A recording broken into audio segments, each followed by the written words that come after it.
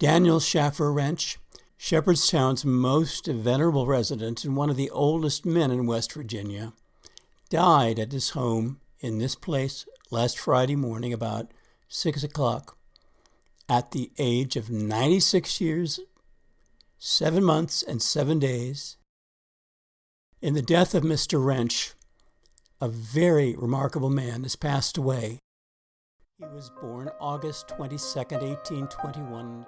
As his recollections slowly unfolded in his newspaper, the editor Harry L. Snyder, who was but an infant during the Civil War, when Mr. Rentch was the town's postmaster, his own father was born in Bavaria, Germany in 1822. His mother, in caring for the wounded in September of 1862, hurried down from her home on Washington Street to the Presbyterian Church. She felt a tugging at her dress, and it was a young boy from Georgia, seriously wounded, wanting some of her green bean stew, which was no more. She promised to return. When she did return, with a fresh batch of green bean stew, only in time to see the doctor pull a sheet over the deceased boy from Georgia. How ironic it was when she received the news that her husband, John Snyder, was seriously wounded in Spotsylvania, Virginia in 1864, and how she hurried to be there by his side while he was cared for by Union doctors, just as they were pulling the sheet over her deceased husband. As the memories of his parents from the Civil War and the memories of D.S. Rentch's Civil War blended, because they're all stories of how the cruel hand of Civil War turns suddenly on the undeserving. He continued writing and remembering.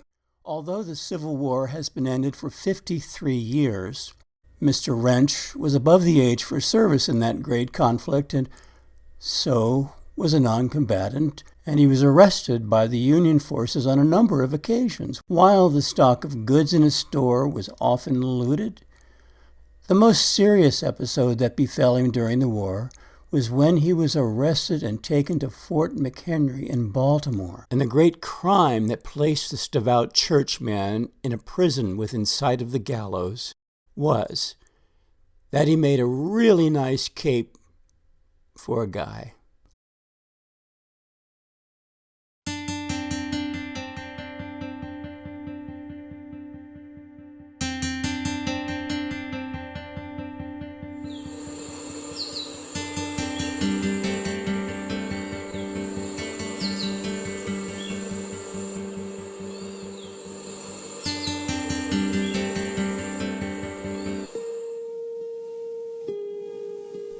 After the Battle of Antietam in September 1862, the famed Confederate cavalry general Jeb Stuart and his staff settled in at the Bower, the home of the Dandridges on the Opequon, about 12 miles from Shepherdstown. On the morning of October 1st, his old nemesis, General Alfred Pleasonton, the head of the Union cavalry, descended on the area near the Bower in large numbers. There was a furious exchange and conflict. Stuart led the way and narrowly escaped, but without his cape. Later that day, October 1st, he went into Shepherdstown to the home of Lily Perrin Lee. She was an old friend. She and her husband, Willie Lee, were stationed in Jefferson Barracks, St. Louis, as was the young officer in the U.S. Army, Jeb Stuart, and his wife, Flora. They were great friends.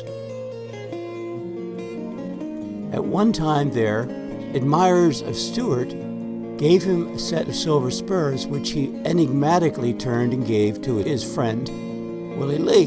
But Willie Lee died at the Battle of Manassas, so Jeb Stuart is knocking on the door at Lee's house on German Street. Eros von Bork, his executive officer, waits outside watching. The purpose of that visit was to tell Lily that he needed a new cape, and if she would arrange with Daniel Rentch, the storekeeper, to get the wool from a nearby Henkel's Mill on Princess Street. Lily likely brought the cape with her to a ball the following weekend to which she and many others were invited.